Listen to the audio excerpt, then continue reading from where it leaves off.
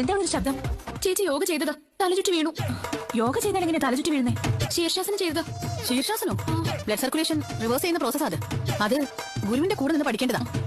എന്നിട്ട് എങ്ങനെയുണ്ട്? എന്ത് വിഡിതാ നീ കാണിച്ചത്? ശീർഷാസനം ഒന്നും അറിവില്ലാതെ ചെയ്യാൻ പാടില്ല. യോഗ വീക്കിലി വായിച്ച് ചെയ്യേണ്ടതുമല്ല. ഇപ്പൊ എങ്ങനെയുണ്ട്? എന്താ